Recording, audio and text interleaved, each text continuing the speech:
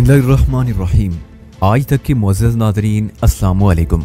अब किस नंबर 348 मुलाहिज़ा फरमाएं। ठीक 5 बजे सुबह मेरी आंख खुल गई। कमरे की लाइट ऑन थी। पलक झपकने में मुझे किसी खुशगवार तब्दीली का एहसास हुआ। 1 घंटा पहले मैं तकिए पर सर रखकर सोया था, लेकिन अब मेरा सर ज़रगुल के ज़ानों पर टिका हुआ था। मेरी कुव्वत लम्सा ने गुदाज की तफरीक को महसूस किया तो मेरे रगो पै में बिजली सी कूद गई। मैं एक झटके से उठकर बैठ गया। ज़रगुल ने मेरी नींद के दौरान में तकिए को अपनी थाई से बदल लिया था। वो मेरे पहलू में इस तरह नीम दराज थी कि उसकी एक टांग दराज और दूसरी फोल्ड थी। उसने तकिया खड़ा करके बेड के सराने से टेक लगा रखी थी। इस नीम दराजी की हालत में उसकी आंखें बंद थी। मैं जब यकलख्त उठकर बैठा तो मैंने वाज़ेह तौर पर महसूस किया ज़रगुल को मेरी बेदारी का पता चल गया था, लेकिन वो आंखें मूंदे यूं जाहिर कर रही थी जैसे गहरी नींद में सो रही हो। मैं चंद लम्हा तक यकटक उसकी ख्वाबीदा मरके हुस्न को देखता रहा और बेसाख्ता मुस्कुरा उठा। मेरी इस मुस्कुराहट में हैरत और इस्तेजाब नहीं बल्कि एक नाकाबिले बयां सी मानी अफरीनी थी। ज़रगुल की संदाज में बड़ी संगीनी थी। मैं फैसला ना कर पाया वो ज़रका गुल थी या गुल का ज़र। मैंने एक भरपूर निगाह उसके मुजस्समे सरापा पर डाली और बिस्तर छोड़ दिया। 10 मिनट बाद मैं अपनी इब्तदाई ज़रूरियात से निमट कर फारग हो गया। फिर मैंने सड़क की जानिब खुलने वाली खिड़की वहाँ कर दी। इन दोनों मौसम खासा गुलाबी हो रहा था। खुनक हवा ने मेरे चेहरे पर बोसा दिया। मैंने वहीं खड़े खड़े चंद गहरी और मुतवाज़न सांसें ली। फिर कालीन पोश फर्श पर आसन जमा कर योगा की नहायत ही अहम मशकें करने लगा। नकली वजदान की नसीहत अमेज़ अल्फाज मेरी यादाश्त में नक्श होकर रह गए थे। अगर मैं ची की मशकों की तरफ से गाफिल हो जाता तो वो नकली वजदान यानी मेरा परतू किसी बदी की कुव्वत के कब्जे में चला जाता और ये मुझे किसी तौर मंजूर नहीं था। ची की एडवांस मशकों को बड़े ही नमाक से किया जाता है। इसी दौरान मैं अपने गिरदोपेश से यकसर बेगाना हो जाता था। मैंने मखसूस मशकों से फारिग होने के बाद आंख खोली तो ज़रगुल का चेहरा नजर आया। वो बड़ी महवियत से मुझे देख रही थी। मुझसे निगाहें चार हुई तो वो धीरे से मुस्कुराई। मैंने पूछा, तुम कब उठी हो? तुम इतनी जल्दी क्यों बेदार हो गए? मुझे तो 1 घंटे बाद उठना चाहिए था इसलिए, लेकिन तुम। हम जवाब दिए बगैर एक दूसरे से सवाल पूछे जा रहे थे। मिलाकर उसे हार मानना पड़ी। बोली, पता नहीं क्यों अचानक मेरी आंख खुल गई। कमरे में लाइट चल रही थी। मैंने देखा तुम बिस्तर पर मौजूद नहीं थे। फिर तुम मुझे कालीन पर पड़े नजर आए। जब से अब तक तुम्हें ही देखे जा रही हूँ। मालूम नहीं कैसी अजीबो गरीब और उल्टी सीधी मशकें किए जा रहे हो। कभी सर नीचे, कभी टांगे ऊपर और कभी लच्छम गुच्छा। उसकी हैरत और उलझन पर मैं मुस्कुरा उठा। मशकों के हवाले से उसका बयान दुरुस्त था, मगर मैं ये मानने को तैयार ना था कि अचानक उसकी आंख खुली हो। मुझे पूरा यकीन था कि या तो वो अभी तक सोई ही नहीं थी या फिर मेरे उठने से उसकी आंख खुल गई थी, लेकिन उसने मुझ पर खुद को सोता हुआ जाहिर करने की कोशिश की थी।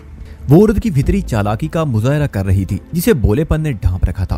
मैंने उसकी खुशफहमी बरकरार रखते हुए कहा, मुझे तो कुछ याद नहीं। तुम मेरे सर में कोकोनट ऑयल का मसाज कर रही थी और मेरी आंख लग गई। शायद तुम भी मेरे करीब सो गई थी। मेरी आंख खुली तो तुम बेखबर सो रही थी। मैं धीरे धीरे उठा और अपने मामूलात में मसरूफ हो गया। मैं तो यही समझ रही थी तुम सुबह देर तक सोओगे, लेकिन अभी तो सुबह होने में देर है। वो एक अंगड़ाई लेकर बदन को तोड़ते हुए बोली, तुमने बताया तुम्हें तो 1 घंटे बाद ही उठना था और मैं देख रही हूँ तुम तैयार भी हो चुके हो। क्या कोई खास प्रोग्राम है? हाँ, खास ही प्रोग्राम है। मैंने झिलमिलाती नाइटी से निगाह चुराते हुए कहा, मैं 1-2 घंटे के लिए फ्लैट से बाहर जाऊंगा। तुम आराम से सो जाओ। मैं फ्लैट की एक चाबी साथ ले जाऊंगा। वापसी पर मैं खुद ही दरवाजा खोलकर अंदर आ जाऊंगा और इसी दौरान में तुम अपनी नींद पूरी कर लो। तुम्हारे हालिया तेवरों से मुझे यकीन हो गया है। अब तुमने डरना छोड़ दिया है और तुम खासी बेबाक हो गई हो। आखिरी जुमला मैंने उसकी आंखों में देखते हुए कहा। वो जरा सा झींपी और निगाह चुराते हुए बोली, वाकई मैं महसूस कर रही हूँ कि डर और खौफ बड़ी हद तक जायल हो चुका है। मैं अपने अंदर एक कॉन्फिडेंस महसूस कर रही हूँ। अगर तुम इसी तरह निडर बनने की कोशिश करती रही तो मुझे यकीन है तुम्हारा कॉन्फिडेंस और बढ़ेगा। Try it up. वो अचानक मौजू बदलते हुए बोली, तुम 1-2 घंटे के लिए किसी खास प्रोग्राम से जा रहे हो? मेरे सरेदस्त कबल वक्त उसे तफसील बताना जरूरी ना समझा, वरना या तो वो मेरे साथ जाने की जिद करती या फिर मुतअद्दिद सवालात निकाल बैठती। मैंने टालने वाले अंदाज में कहा, मुझे किसी शख्स से मिलने जाना है। वो मुल्क से बाहर जा रहा है। उसे सी ऑफ करने डिफेंस सोसाइटी तक जाऊंगा। उसे शख्स ज़्यादा नजर से मुझे देखा, लेकिन कोई एतराज ना किया। बस इतना ही कहा, जरा जल्दी आने की कोशिश करना। मैं अब इतनी भी निडर और बेखौफ नहीं हुई हूँ। तुम फिक्र ना करो, रही ही सही कसर भी पूरी हो जाएगी। मैंने मानी खेज अंदाज में कहा, मैं वापस आऊंगा, फिर नाश्ता करेंगे। वो खामोश नजर से मुझे तकती रही। इसी दौरान में 2-3 मरतबा उसने खासी कुशादा जमाइयाँ पी ली। मैंने फ्लैट से रुखसत होने से पहले उसे हिदायत की कि वो आराम और सुकून से सो जाए। फिक्रमंद होने की जरूरत नहीं, मैं बहुत जल्द लौट आऊंगा। उसे मुझे खुदा हाफिज कहा और दरवाजा बंद कर लिया। मैं अपार्टमेंट बिल्डिंग से बाहर आ गया। चारों तरफ अंधेरे का राज था। सूरज निकलने में अभी कमोबेश 1 घंटा बाकी था। मैंने व्हाइट शेरार्ड को टच नहीं किया और पैदल ही लिबर्टी की जानिब बढ़ गया। लिबर्टी सिग्नल के करीब रात भर 2-3 टैक्सियां खड़ी रहती थी। मैं टैक्सी में बैठकर अपनी मंजिल की तरफ जाने का इरादा रखता था। डिफेंस क्लिफ्टन और इन्हीं जैसे दूसरे पोश इलाकों में लोग देर तक जागते हैं, इसलिए सुबह जल्दी उठने का रवाज नहीं था। इन इलाकों में अमूमन 10 बजे से पहले सुबह नहीं होती, इसलिए मैंने आला सुबह कार्रवाई का फैसला किया था। यह सब वक्त था जब मेरे शिकार की नींद अपनी गहराई की इंतहा पर होती। मैं जेडी मलिक को सुबह दम शिकार करना चाहता था। लिबर्टी से मैंने टैक्सी की और अपनी मंजिल की तरफ रवाना हो गया। सीट की पुशगाह से टेक लगाए मैं जेडी मलिक के बारे में सोचने लगा। उस शख्स की अहमियत मुझ पर वाज़ेह हो चुकी थी। चौधरी नवाज़ उसका नाम सुनकर जिस तरह चौंका था वो नजरअंदाज किए जाने के काबिल नहीं था। फिर फैसल ने अपनी मुसीबत से छुटकारा पाने के लिए जेडी मलिक तक की रसाई हासिल करने की कोशिश की थी। यह अलग बात है कि इस कोशिश से फायदा उठाकर मैंने जेडी मलिक का पता और फोन नंबर अपने जहन में महफूज कर लिया था। अपने प्रोग्राम के मुताबिक मैं पहले जेडी मलिक को छापना चाहता था। साहिल के बारे में उससे मुफीद मालूमात हासिल हो सकती थी। मेरे अंदाजे के मुताबिक ये शख्स चौधरी के कराची नेटवर्क को कंट्रोल कर रहा था। इस वक्त मैं अपने असल हुलिये में था। सोहेल वाला मेकअप 2 बार के फ्रेश अप होने ने खत्म कर दिया था। मैंने सोचा पहली फुर्सत में नसीम जोर से मिलकर इस फन में इतनी महारत हासिल कर लूंगा कि हुलिये की तब्दीली के लिए मैं किसी का मोहताज ना रहूं। टैक्सी को मैंने डिफेंस मार्केट के सामने छोड़ दिया, फिर 2 तरफा सड़क अबूर करके मार्केट के कोने पर आ गया। यहाँ से एक सीधा रास्ता मार्केट की अकबी समत जाता था, जिधर डिफेंस फेज 2 की आलीशान बंगलों का सिलसिला शुरू हो जाता था। मुझे उसी तरफ जाना था। जेडी मलिक का बंगला उसी इलाके में वाक़ था। उस बंगले का नंबर मेरे जहन में महफूज था। फ्लैट से निकलते हुए एहतियातन मैंने एक भरा हुआ पिस्तौल अपने साथ रख लिया था ताकि किसी इंतहाई नागजीर सूरत हाल में इसका इस्तेमाल किया जा सके। वैसे असले के इस्तेमाल से अत्तल इम्कान बचने की कोशिश ही मैं करता हूँ। पोस्ट ऑफिस के करीब से गुजरकर मैं बंगलों वाले हिस्से में दाखिल हो गया। फिर ठीक 5 मिनट बाद मैं जेडी मलिक के बंगले के सामने से गुजर रहा था। मैंने बड़ी एहतियात से घूम फिर कर उस बंगले का जायजा लिया। उसके सामने वाली और अकबी गली में सन्नाटे का बसेरा था। बंगले के गेट से मुल्हिक एक छोटा सा गार्ड रूम बना हुआ था, जिसका दरवाजा मुझे बंद नजर आया। मैं यकीन से नहीं कह सकता कि अंदर गार्ड मौजूद होगा या नहीं। एक इम्कान ये भी था कि चौकीदार या सिक्योरिटी गार्ड नमाज पढ़ने गया हो। इस वक्त नमाज फजर अदा की जा रही थी।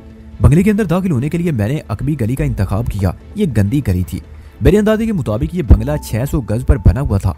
बंगले के गेट पर जेडी मलिक की नेम प्लेट देखकर मैं मुतमईन हो गया था कि मैं बिल्कुल दुरुस्त जगह पर पहुंच गया हूँ। ये सोचना एक हमाकत होती कि जेडी मलिक इस बंगले में तने तनहा रहता होगा। इस जैसे जराइम पेशा लोग अपने इर्द गिर्द महफूज और मजबूत हिफाजती हिसार रखते हैं। मुझे इस हिसार से बचकर या उसे तोड़कर अपने मतलूबा शिकार तक पहुंचना था। मैंने मुताद नजर से बंगले की अकबी दीवार का जायजा लिया। दीवार लगभग 8 फुट बुलंद थी और दीवार की इस बुलंदी के ऊपर खारदार तार का जंगला नस्ब था ताकि वहां से दीवार फलांग कर कोई अंदर दाखिल ना हो सके। इस अकबी दीवार में मुझे एक छोटा सा आहनी दरवाजा भी नजर आया जो अंदर से बंद था। ज्यादा उम्मीद यही थी कि वो लाख होगा। अपनी हिफाजत के ख्याल से जो लोग बंगले की दीवारों के ऊपर खारदार तार की बाड़ लगवाते हैं वो रात के वक्त अमूमन इस बाड़ में करंट भी छोड़ देते हैं ताकि मुहिम जोई के शौकीन अफराद को लग पता जाए। मैंने पहले उस तार को चेक किया और मालूम हुआ इसमें किसी किस्म का करंट नहीं दौड़ रहा था। दीवार के ऊपर 3-3 फुट के फासले पर एंगल आयरन उमूदी शक्ल में नस्ब थे, जिनमें मौजूद सुराखों के अंदर खारदार तार को परोकर वो बाड़ तैयार की गई थी। मज़कूरा एंगल आयरन की बुलंदी कमोबेश 2 फुट रही होगी। ये यकीन हो जाने के बाद कि इस आहनी जंगले में बिजली मौजूद नहीं, मैंने अपने काम का आगाज कर दिया। मेरे पाँव में आरामदेह जोगर थे। मैं एक स्टेप लेकर अपने कदमों पर उछला और एक पाँव दीवार के साथ टिकाकर अपने जिस्म को बड़ी सूरत से ऊपर उठा लिया। अगली लम्हे नायत फुर्ती का मुजाहरा करते हुए मैं उछक कर एक एंगल आयरन को थाम चुका था। इस इब्तदाई कामयाबी के बाद मैंने झूलते हुए अपने जिस्म को एक और झटका दिया और बड़ी एहतियात के साथ दीवार के ऊपर पहुंच गया। मैंने एंगल आयरन को पकड़ते हुए इस बात का खास ख्याल रखा था कि खारदार तार मेरे कपड़ों में उलझकर मेरे जिस्म को कोई नुकसान ना पहुंचाए। वैसे मैंने इस वक्त ब्लू जीन्स पर चुस्त स्याह टी शर्ट पहन रखी थी, लिहाजा इस नोयत के उलझाव का इम्कान नहीं था। अब मेरे सामने 2 फुट ऊंची कांटेदार बाड़ की रुकावट थी जिसे बड़ी तकनीक से अबूर करने की जरूरत थी। मैंने शाओलिन टेंपल में हाई जंप और फ्री फॉल की बहुत प्रैक्टिस की थी और इन फनून में महारत भी हासिल की थी। अब इस तकनीक की आजमाइश का वक्त था। मैंने एक एंगल आयरन को 2 मुख्तलिफ जगहों से थाम कर दीवार के ऊपर पाँव फैला लिए। पाँव का ये फैलाव लगभग 2 फुट था, जैसा कि पोजीशन या स्टांस के वक्त होता है। जंगले के कांटेदार तार 5 इंच के फासले से परोए गए थे। मैंने एंगल आयरन को थामे थामे गहरी सांस ली और हाथ पाँव की मखसूस जुम्बशों की मदद से एक जंप लगाई। फलक झपकने में मैं सबसे ऊपर वाले तार पर खड़ा था। मेरे पाँव में मजबूत जोगर्स थे, लिहाजा मुझे कांटेदार तार ने किसी किस्म का कोई नुकसान ना पहुंचाया। इस तने हुए तार पर मेरा क्याम मुश्किल से 1 सेकंड रहा होगा। अगली लम्हे मैंने फजा में फ्रंट समर साल्ट लगा दिया।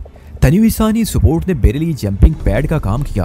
جیسے میرے قدموں نے تار کو چھوا مجھے ایک زبردست پشت ملا جو سمر سالٹ لگانے میں بہت معاون ثابت ہوا۔ میری باڈی نے ہوا میں رول کیا اور سمر سالٹ کی تکمیل پر میرے قدموں نے ایک ہلکی دب کے ساتھ لان کی نرمی پر دستک دی۔ لان میں موجود گھاس خاصی دبیل تھی، لہذا اس دب کی آواز بھی وہیں دم توڑ گئی۔ میں کسی بدمزگی کے بغیر بنگلے کے اندر داخل ہو چکا تھا۔ میں نے اپنے قدموں پر رہتے ہوئے چاروں جانب محتاط نگاہ دوڑائی۔ اندھیرا آہستہ آہستہ اجالے میں بدلنے لگا تھا۔ میری آمد نے بنگلے کے مکینوں میں سے کسی کو اس طرف متوجہ نہ کیا۔ میں دبے قدموں لان سے نکل آیا۔ اس وقت میں بنگلے کے عقبی حصے میں تھا، تعمیری حصہ اس کے بعد آتا تھا۔ میں نے اندر داخلے سے پہلے حفاظتی انتظام کا جائزہ لینا ضروری سمجھا۔ بنگلے کی پہلے والی دونوں دیواروں کے ساتھ 5-6 فٹ چوڑی گزرگاہیں تھیں جو سیدھی بنگلے کے سامنے والے حصے میں پہنچتی تھی۔ میں ایک دیوار کے ساتھ محتاط روی سے قدم اٹھانے لگا۔ وہ بنگلہ ایک منزلہ تھا اور میں نے اس کی چھت پر کسی قسم کی حفاظتی تدابیر نہیں دیکھی تھی۔ یہ حیرت انگیز بات تھی۔ میں انہی خیالات کے ساتھ سامنے والے حصے کی طرف آ نکلا۔ ادھر برآمدے میں مجھے ایک محافظ نظر آ گیا۔ وہ ایک کرسی پر بیٹھا اونگ رہا تھا، اس کی گن کرسی کے ساتھ ہی ٹیکی کھڑی تھی۔ میں اس شخص کی طرف بڑھنے کا ارادہ کر ہی رہا تھا کہ گارڈ روم میں سے ایک شخص نکل کر سامنے آ گیا۔ وہ یقینی طور پر گیٹ والا چوکیدار تھا۔ اس کے ہاتھ میں کلاشن کوف بھی نظر آ رہی تھی۔ میں گن بردار کو دیکھتے ہوئے اچھل کر دیوار کے ساتھ لگ گیا۔ مجھے امید تھی کہ اس کی نظر مجھ پر نہیں پڑی ہوگی۔ اگلی لمحے میری سماعت میں اس کی آواز گونجی۔ وہ کرسی پر سوئے ہوئے محافظ کو مخاطب کرتے ہوئے کہہ رہا تھا، نذیر علی اٹھ جاؤ، صبح ہو گئی۔ گارڈ کی اس پکار نے ثابت کر دیا کہ اس نے مجھے نہیں دیکھا تھا، ورنہ وہ سب سے پہلے میری جانب بڑھتا۔ میں اسی دیوار سے لگا خاموش کھڑا رہا۔ 2-3 مرتبہ پکارنے کے بعد گارڈ نے نذیر نامی اس محافظ کو جگا دیا اور دوبارہ اپنے گارڈ روم کی طرف چلا گیا۔ میں نے اپنی جگہ پر کھڑے کھڑے گارڈ روم کی طرف نگاہ دوڑائی۔ مسلح چوکیدار اپنے مخصوص کمرے میں پہنچ کر ایک کرسی پر بیٹھ گیا تھا اور اس کا رخ گیٹ کی جانب تھا۔ داخلی گیٹ ہنوز بند تھا۔ میری نظر برآمدے کی طرف لوٹ آئی۔ وہاں رکھی کرسی خالی دکھائی دی، البتہ گن ابھی تک وہیں موجود تھی۔ اس کا مطلب یہی تھا نذیر علی زیادہ دور نہیں گیا ہوگا۔ ابھی تک میں نے ان 2 افراد کے سوا کسی اور انسان کے آثار نہیں دیکھے تھے۔ لگتا تھا بنگلہ سناٹے اور خاموشی میں ڈوبا ہوا ہے۔ میں نہیں جانتا تھا JD ملک سے کن حالات میں سامنا ہوگا اور نہ ہی مجھے یہ معلوم تھا یہاں کتنے آدمیوں سے مجھے نمٹنا ہوگا۔ مجھے جو کچھ بھی کرنا تھا جلد از جلد ہی کرنا تھا۔ میں دبے قدموں برآمدے کی طرف رینگ گیا۔ اس گن کو وہاں سے ہٹانا بہت ضروری تھا۔ میں ان دونوں سے چھیڑ چھاڑ کیے بغیر بنگلے کے اندرونی حصے تک رسائی حاصل کرنا چاہتا تھا، لیکن جیسے ہی میں کرسی کے پاس پہنچا کسی شے سے میرا پاؤں الجھ گیا۔ نیم تاریکی کے باعث میں نہ دیکھ پایا کہ وہ کیا چیز تھی۔ بہرحال اس کی آواز نے مجھ پر حقیقت کھول دی۔ چھناکے کی تیز آواز نے فضا میں ارتعاش پیدا کیا اور کانچ کا کوئی برتن چکنا چور ہو گیا۔ غالب امکان اس بات کا تھا کہ وہ کوئی پانی والا جگ وغیرہ رہا ہوگا۔ میں بجلی کسی صورت سے اچھل کر ایک ستون کی آڑ میں ہو گیا۔ یہ ایسا واقعہ نہیں تھا کہ چوکیدار اپنے کیبن میں خاموش بیٹھا رہتا۔ دوسرے ہی لمحے اس کی آواز میری سماعت تک پہنچی۔ کیا ہوا نذیر، تم نے کیا توڑ ڈالا؟ میں سانس روکے ستون کی اوٹ میں ہو گیا۔ اگر نذیر چوکیدار کے سوال کا جواب دیتا تو بات آئی گئی ہو جاتی۔ جب چوکیدار کو جواب نہیں ملا تو وہ صورتحال کا جائزہ لینے کے لیے دوبارہ اس طرف آ گیا۔ یہ بڑے اہم لمحات تھے۔ مسلح چوکیدار نے میرا کام کافی آسان کر دیا۔ اگر وہ اس طرف پیش قدمی نہ کرتا تو مجھے اس تک پہنچنے کی زحمت کرنا پڑتی۔ میں ستون کے پیچھے اس زاویے سے چھپا کھڑا تھا کہ چوکیدار مجھے دیکھ نہیں سکتا تھا۔ دیکھتے ہی دیکھتے وہ میرے انتہائی قریب آ گیا۔ اس کی پشت میری جانب تھی۔ پھر اس کی حیرت بھری آواز ابھری، نذیر تو یہاں موجود نہیں، پھر یہ جگ کیسے ٹوٹ گیا؟ ایسے ٹوٹ گیا۔ میں نے گمبھیر سرگوشی کی۔ وہ یک بار کی اچھل کر ایسے پلٹا جیسے زہریلے بچھو نے اچانک اسے ڈنک مار دیا ہو۔ نیم تاریکی میں ہماری آنکھیں ایک لمحے کے لیے چار ہوئیں۔ پھر اس سے پہلے کہ وہ کسی قسم کی زبانی یا عملی کارروائی کرتا، میں نے ایک جھٹکے سے ایک فرنٹ پش کک اس کے سینے پر رسید کر دی۔ وہ اون کی آواز نکالتے ہوئے برآمدے کے پختہ فرش پر گرا۔ اتفاق سے یہ وہی جگہ تھی جہاں کانچ کی کرچیاں پڑی تھی۔ چوکیدار تکلیف کی شدت سے کرا اٹھا۔ مجھے فوراً اپنی غلطی کا احساس ہو گیا۔ کوئی آواز پیدا کیے بغیر مجھے اس سے نمٹنا چاہیے تھا۔ بہرحال اب تو یہ غلطی ہو ہی چکی تھی۔ میں بڑی تیزی سے ستون کی آڑ سے نکل آیا۔ چوکیدار نے زمین پر پڑے پڑے اپنی کلاشن کا رخ میری سمت پھیرنا چاہا، مگر میں نے اسے اس حرکت کا موقع نہیں دیا۔ میرے جوگرد پوش پاؤں کی ایک طوفانی ٹھوکر اس کے گن والے ہاتھ پر پڑی۔ گن اس کی گرفت سے چھوٹ کر دور جا گری۔ ویسے بھی ایک ہاتھ سے وہ کلاشن کو پوری طرح سنبھال نہیں پایا تھا۔ یہ اس کا خود حفاظتی میں کیا گیا ایک فطری عمل تھا۔ میری توقع کے برخلاف زمین پر گرے ہوئے غیر مسلح چوکیدار نے ایک لمبی لوٹ لگائی اور دوبارہ گن تک رسائی حاصل کرنے کی کوشش کی۔ میں اس سے پہلے گن تک پہنچا اور اس کے چہرے پر ایک نیچی کک دے ماری۔ وہ اس تکلیف کو برداشت نہ کر سکا اور بے طرح بل بلا اٹھا۔ اسی لمحے ایک گھبرائی ہوئی آواز سنائی دی، فریاد خان کیا ہو رہا ہے؟ اس کے ساتھ ہی قدموں کی چاپ بھی ابھری۔ اس سے پہلے کہ فریاد نامی چوکیدار کو پکارنے والا موقع واردات پر پہنچ جاتا، میں نے فریاد کی پکار کا راستہ روکنے کے لیے एक हाथ मजबूती से उसके मुंह पर जमा दिया और कमर में हाथ डालकर उसे घसीटते हुए एक तारीक गोशे में ले गया। वो अपने मुंह से मेरा हाथ हटाने की कोशिश करने लगा। जब बस ना चला तो उसने एक खालिस्ताना जनाना हरकत की। उसे अपने नाखूनों से मेरा चेहरा नोचना चाहा। मैंने एक जोरदार झटका देकर उसकी ये कोशिश नाकाम बना दी। उसी लम्हे मुल्क के उजाले में मुझे नज़ीर की सूरत दिखाई दी। वो सीधा मेरी तरफ ही आ रहा था और गालबन उसने मुझे फरियाद के साथ गुथम गुथा देख भी लिया था। मैंने फरियाद की गर्दन में हाथ डालकर एक नपा तुला मखसूस झटका दिया। वो मेरी बाहों में झूल गया। कम से कम 2 घंटे तक वो वापस आने वाला नहीं था। इस कार्रवाई से फारिग होने के बाद मैं उठकर खड़ा हुआ ही था कि नज़ीर मेरे रूबरू पहुंच गया। हम इतने फासले पर थे कि एक दूसरे को बाखूबी देख रहे थे। उसने तहमकाना लहजे में पूछा, कौन हो तुम और इस बंगले में कैसे दाखिल हो गए? मैं तुम्हारी मौत हूँ, मैंने सरसराती आवाज में कहा, और मौत को कहीं भी आने जाने के लिए इजाजत की जरूरत कतन नहीं होती। तुमने मेरी बात खत्म होने से पहले उसने मुझ पर हमला कर दिया। ये एक देसी किस्म का जारहाना अटैक था। मैंने एक जानिब हटकर उसका वार खाली दिया। वो अपनी ही चौंक में दूर जा गिरा। मैंने पलटकर देखा तो चौंक उठा। नज़ीर फरियाद वाली कलाशनकोफ के बहुत करीब जा गिरा था। उसने एक लम्हा मेरी जानिब देखा और गन की तरफ हाथ बढ़ाकर मुसल्ला हो गया। फिर इससे कबल के वो मुझ पर फायरिंग करता मैंने फर्श पर साइड रोल किया और कुर्सी की तरफ निकल गया। उसी लम्हे फायरिंग की आवाज से फजा गूंज उठी। नज़ीर ने मुझे निशाना बनाने की कोशिश की, लेकिन मेरे बरवक्त साइड रोल ने उसका निशाना खता कर दिया। नतीजे में उसे एक नाकाबिले तलाफी नुकसान उठाना पड़ा। उसकी गन से खारिज होने वाली गोलियों ने अंटा गफील फरियाद खान के बदन को छेड़ डाला। नज़ीर अली सन्नाटे में आ गया। उसका सन्नाटा टूटने से पहले मैं उसके सर पर पहुंच गया। जब वो होश में आया तो गन के इस्तेमाल का वक्त बीत चुका था। मैंने उसके सीने पर एक जबरदस्त डबल पुश की रसीद कर दी। वो पुश के बल बरामदे के पुख्ता फर्श पर गिरा और कलाशनकोफ उसके हाथ से निकल गई। लेकिन दूसरे इलमे वो उठकर खड़ा हो गया। न सिर्फ खड़ा हुआ बल्कि उसने जवाबन मुझ पर हमला कर दिया। वो मेरी तवक्को से ज्यादा फुर्तीला साबित हो रहा था। उसने एक नीची राउंड हाउस चलाई। ये नी शार्ट से मुशाबा एक दी बेल्ट किक थी। उसकी जिसारे से अंदाजा हुआ वो मार्शल आर्ट से भी वाकिफ था। मैंने बड़ी चाबकदस्ती से उसके किक वाले पाँव को पकड़ा और मरोड़ा देकर उसे दूर उछाल दिया। वो बरामदे से बाहर गिरा। अगर कोई और मौका होता तो मैं उसके फन को नापने की कोशिश करता। उसे फायरिंग करके मेरे लिए तशवीश की फजा तख्लीक कर दी थी। किसी भी लम्हे बंगले के अंदर मौजूद अफराद इस तरफ मुतवज्जो हो सकते थे। नज़ीर जैसे उठकर खड़ा हुआ। मैंने उसे एक साइड किक मारी। वो संभलने से पहले एक मरतबा फिर दूर लुढ़क गया। मैंने पकड़ उसके करीब पहुंचा और उसे उठने का मौका दिए बगैर पे दर पे उसके चेहरे पर 4-5 ठोकरें रसीद कर दी। वो दोनों हाथों से खुद को बचाने की कोशिश करने लगा और इस कोशिश के दौरान में उसने मेरा पाँव पकड़ दिया। उसके साथ ही वो पुख्ता फर्श पर पड़े पड़े रोलिंग करने लगा। ये 2 तरफा रोलिंग थी। मैं उलझकर गिर पड़ा। उसी लम्हे दरवाजा खुलने की आवाज आई, फिर दौड़ते हुए कदमों की आवाज उभरी। मैं पलक झपकने में समझ गया बंगले के अंदर मौजूद अफराद हमारी तरफ मुतवज्जो हो गए थे। मैंने एक लंबी लूट लगाई और कलाशनकोफ तक रसाई हासिल कर ली। वहाँ एक किंग साइज संगी गमला रखा था। मैंने सिमट कर उस बंगले के अकब में पनाह ले ली। उसी वक्त 2 अफराद मेरी निगाह में आ गए। वो बंगले के अंदरूनी हिस्से से निकलकर बरामदे में जाहिर हुए थे। वो मुझे नहीं देख सकते थे, जबकि मैं खास जाविये से उन्हें देख रहा था। वो दोनों भी मुसल्ला थे। इसी दौरान में नज़ीर उठकर खड़ा हो चुका था। उनमें से एक ने नज़ीर से पूछा, ये फायरिंग की आवाज कैसी थी? कोई दुश्मन अंदर घुस आया है, नज़ीर ने बताया। उसने चौकीदार फरियाद को कत्ल कर दिया और मुझे भी मारने की कोशिश। वो सरासर गलत बयानी से काम ले रहा था। क्या बक रहे हो? दूसरे शख्स ने दाढ़ से मुशाबा आवाज में कहा। आप खुद देख लें, नज़ीर ने कहा। इधर फरियाद की लाश पड़ी है और वो दुश्मन भी यहीं कहीं छुपा हुआ है। वो लोग नज़ीर की बात को यकसर नजरअंदाज नहीं कर सकते थे, क्योंकि फरियाद का बेजान जिस्म उनकी निगाह में आ चुका था।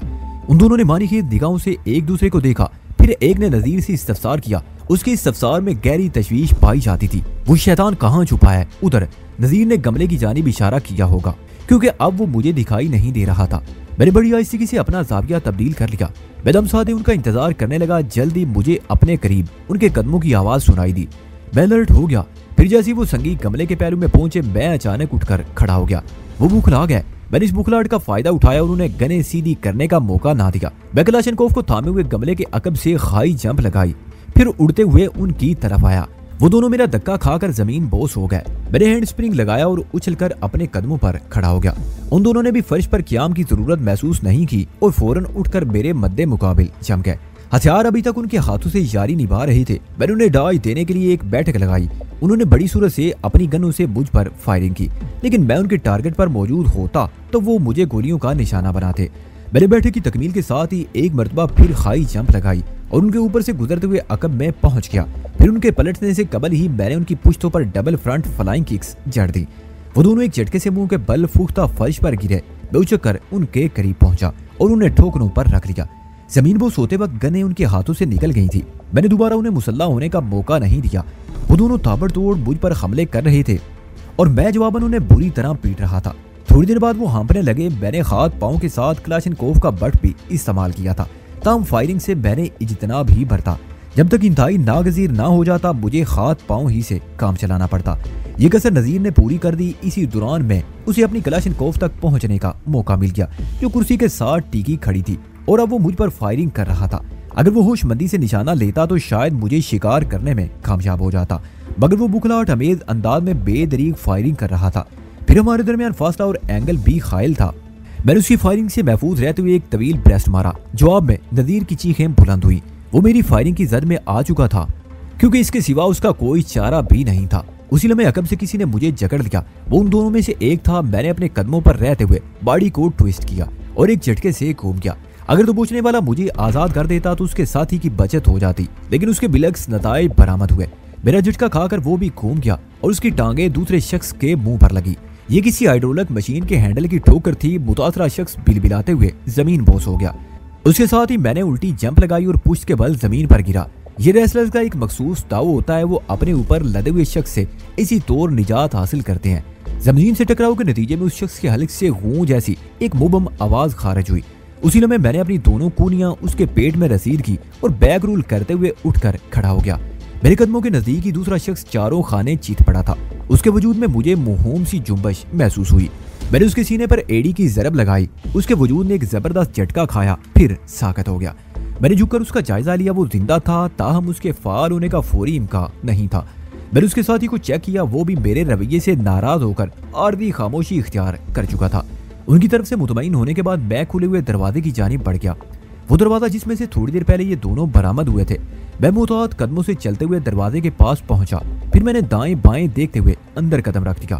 اندرونی سے میں ہنوز خاموشی اور سناٹے کا راج تھا. ایک لمحے کے لیے میرے ذہن میں آیا پتہ نہیں وہاں کوئی موجود بھی ہے یا نہیں. اگر کوئی وہاں موجود تھا تو پھر وہ گہری نیند میں ہوگا. میں نے جیڈی ملک کی تلاش میں ابتدائی 2 کمروں اور لاؤنج کو دیکھ ڈالا لیکن وہ مجھے کہیں دکھائی نہ دیا. اس سے میری تشویش میں اضافہ ہو گیا. اگر جیڈی ملک میرے ہتھے نہ چڑھتا تو پھر یہ ساری محنت بیکار چلی جاتی. میں وہاں سے ناکام نہیں لوٹنا چاہتا تھا. آئندہ 10 منٹ میں نے اس سنگل سٹوری بنگلے کا کونا کونا جھانک ڈالا لیکن جیڈی ملک یا کوئی اور شخص مجھے نظر نہیں آیا. میری تشویش انتہا کو پہنچ گئی. اس بات میں کوئی شک نہیں تھا کہ میں نے اپنے مطلوبہ مقام پر ہی چڑھائی کی تھی اور اب اس کے سوا کوئی چارہ نہیں رہا تھا کہ میں باہر موجود افراد میں سے جیڈی ملک کے بارے میں استفسار کروں. ان 4 افراد میں سے 2 افراد انا للہ ہو چکے تھے. باقی 2 کو میں گہری نیند سلا کر اندرونی حصے میں داخل ہوا تھا. میں نے باہر جانے سے پہلے ایک مرتبہ پھر بنگلے کی تلاشی لی لیکن مجھے اپنے مقصد میں کامیابی نہ ہو سکی. میں تیز قدموں سے چلتے ہوئے ایک مرتبہ پھر برآمدے میں نکل آیا. نذیر علی اور فریاد علی خان سوال و جواب کی دنیا سے بہت دور جا چکے تھے. میں نے دوسرے دونوں افراد کا تنقیدی معائنہ کیا. ان میں سے ایک کی حالت مجھے بہتر لگی. تھوڑی سی کوشش کے بعد میں اسے ہوش میں لا کر جیڈی ملک کے بارے میں استفسار کر سکتا تھا لیکن یہ کوشش کھلے عام کرنا مناسب نہیں تھا کیونکہ اب باقاعدہ اجالا پھیل چکا تھا. میں نے اچھی حالت والے شخص کی بغلوں میں ہاتھ ڈال کر اسے گھسیٹنا شروع کیا اور تھوڑی سی کثرت کے بعد میں اسے کچن تک لانے میں کامیاب ہو گیا. یہی پروسیجر میں نے دوسرے کے ساتھ بھی دہرایا. وہ کام کا نہ صحیح لیکن میں اسے اپنی نگاہ میں رکھنا چاہتا تھا. اس موقع پر میں کوئی رسک لینے کو تیار نہ تھا. نذیر علی اور فریاد خان کی طرف سے ہر خطرہ ٹل چکا تھا. میں نے اپنے مطلوبہ بندے پر تھوڑی محنت کی. پانی کی چھینٹیں کارگر نہ ہوئے تو میں نے چمٹا گرم کر کے اس کے تلووں کی سنکائی شروع کر دی. میری یہ خدمت اسے راس نہ آئی اور اس نے پاؤں جھٹکتے ہوئے آنکھیں کھول دی. مزید 10 منٹ کی کوشش کے بعد وہ بولنے کے قابل ہو گیا تو میں نے اس کی آنکھوں میں دیکھتے ہوئے سوال کیا, کیا نام ہے تمہارا؟ تھوڑے تعامل کے بعد اس نے جواب دیا, سکندر. جیڈی ملک کہاں ہے؟ اس کا چہرہ متغیر ہو گیا. میں نے محسوس کیا وہ جواب دیتے ہوئے ہچکچا رہا تھا. مجھے نہیں پتا ملک صاحب کہاں گئے ہیں. تم کون ہو؟ میں تمہارا مجازی باپ ہوں, میں نے خون خوار لہجے میں کہا. اور لگتا ہے تم میرے سوال کا جواب نہیں دو گے. مجھے تمہاری حقیقی باپ سے پوچھنا پڑے گا, کیا تمہارا باپ زندہ ہے؟ سوال ختم کرتے ہی میں نے چولہے پر سے گرم چمٹا اٹھا لیا اور اس کی آنکھوں کے سامنے دائیں سے بائیں لہرانے لگا. وہ خوف زدگی کے عالم میں مجھے دیکھتے ہوئے بولا, میرے باپ کا کافی عرصہ پہلے انتقال ہو گیا تھا. تم اب تک زندہ کیوں ہو بے غیرت؟ میں نے گرم چمٹا اس کے تلوے کی طرف لے جاتے ہوئے صفاقی سے کہا, میں تم سے آخری مرتبہ جیڈی ملک کے بارے میں پوچھ رہا ہوں. آخری مرتبہ اس لیے کہ اگر تم نے میرے سوال کا جواب نہ دیا تو میں یہ چمٹا تمہاری ناپاک زبان پر رکھ دوں گا. پھر تم زندگی بھر بولنے کے قابل نہیں رہو گے. کیا ارادہ ہے؟ وہ سراسیمہ نظر سے مجھے دیکھتے ہوئے بولا, تم میری بات کا یقین کرو. جملہ ادھورا رہ گیا. سکندر کی حلق سے ایک فلک شگاف چیخ برآمد ہوئی. اس کے ساتھ انسانی گوشت کے جلنے کی مخصوص بو کچن کی فضا میں نفوذ کر گئی. میں نے گرم چمٹے کو سکندر کے تلوے سے خمکنار کر دیا. اس کے ساتھ ہی میں نے دھمکی امیز لہجے میں کہا, تم اس غلط فہمی میں نہ رہنا کہ میں تمہاری باتوں کے چکر میں آ جاؤں گا. میں پوری معلومات حاصل کرنے کے بعد ہی ادھر آیا ہوں. پھر میں نے اسے قدموں سے نکالنے کے لیے مثلاً ایک جھوٹ بولا. میری معلومات کے مطابق رات 12 بجے تک جے ملک اسی بنگلے پر موجود تھا. اب وہ یہاں سے غائب ہے. وہ کہاں گیا ہے یہ تمہیں پتا ہونا چاہیے, اور کتنے بجے گیا ہے یہ بھی, کیونکہ تم لوگ اس کی غیر موجودگی میں اس کے بنگلے کی رکھوالی کر رہے ہو. پھر میں نے اسے دکھاتے ہوئے چمٹا ایک مرتبہ پھر چولہے پر چڑھا دیا. خوف کی شدت سے وہ تھر تھر کانپنے لگا. پھر لرزیدہ آواز میں بولا, تم مجھ پر مزید ظلم نہ کرنا, میں تمہاری بات ماننے کو تیار ہوں. گرم چمٹے کی دہشت فردی نہیں تھی, بلکہ وہ اس کی کارکردگی کا عملی مزہ چکھ چکا تھا, اس لیے اس کا پتا پانی ہو گیا. میں نے اس کی آنکھوں میں دیکھتے ہوئے سنگین لہجے میں دریافت کیا, بتاؤ تمہارا جے ملک کہاں گیا ہے اور کب تک واپس آئے گا؟ وہ بیٹھے بٹھائے ایک اچمبک مصیبت میں گرفتار ہو گیا. مجھ سے پرخلوص تعاون حالات کا جبر اور مسلط کا تقاضا تھا. اپنے جسم کے نازک حصے کو باقاعدگی ہوش و آواز جلتے ہوئے دیکھنا اور محسوس کرنا کوئی خنسی کا کھیل نہیں. اسے جواب دیتے ہی بنی, ملک صاحب رات کے آخری پہر اپنے 4 کمانڈوز کے ساتھ کسی دوست کے پاس گئے ہیں. اس نے اٹک اٹک کر بتایا. وہ وہاں رکیں گے اور ان کے کمانڈوز کسی خاص مشن پر روانہ ہو جائیں گے. وہاں سے فارغ ہونے کے بعد وہ لوگ سیدھے اسی بنگلے پر آئیں گے. سکندر کی انکشاف نے مجھے چونکنے پر مجبور کر دیا. میں نے اضطراری لہجے میں دریافت کیا, وہ لوگ کتنے بجے واپس آئیں گے؟ صحیح وقت کے بارے میں کچھ نہیں کہا جا سکتا, اس نے کمزور لہجے میں کہا. ملک صاحب نے کہا تھا 7 بجے کے بعد کسی بھی وقت ان کی واپسی ہو سکتی ہے. میں نے ریسٹ واچ پر نگاہ ڈالی, وہاں 7:10 کا وقت ظاہر ہو رہا تھا. اس کا مطلب یہی تھا وہ لوگ اب تب میں آنے ہی والے تھے. میرے ظاہری اور باطنی خواص پوری طرح بیدار ہو گئے. میں نے دبتے ہوئے چمٹے کو سکندر کی آنکھوں کے نزدیک پہنچایا اور صفاقی سے پوچھا, تمہارا ملک اپنے 4 کمانڈرز کے ساتھ کہاں اور کس نوعیت کے مشن پر گیا ہے؟ چمٹے کی تپش نے اسے چہرہ پیچھے ہٹانے پر مجبور کر دیا. میں نے دوسرے ہاتھوں سے اس کے گال پر ایک سناٹے دار تھپڑ چڑھ دیا اور غصیلے لہجے میں کہا, میں نے تم سے کچھ پوچھا ہے. وہ میری جانب رخ پھیرتے ہوئے لکنت زدہ لہجے میں بولا, ایک شیطان نے ملک صاحب کے آدمیوں کا جینا حرام کر رکھا ہے. مجھے پتا چلا اس بدبخت نے ملک صاحب کے خاص بندے فیصل کو اغوا کر لیا ہے. ملک صاحب کے کمانڈو فیصل کو چھڑانے گئے ہیں. مجھے یوں محسوس ہوا جیسے میرے رگوں پہ میں بجلی سی کھون گئی ہو. سکندر کا انکشاف سنسنی اور تھریل سے لبریز تھا. وہ بے خبری میں میرے سامنے میرا ہی قصہ چھیڑ بیٹھا تھا. میں نے اس کی آنکھوں میں گھورتے ہوئے ہیجان خیز لہجے میں دریافت کیا. میرا استفسار بے ساختہ تھا.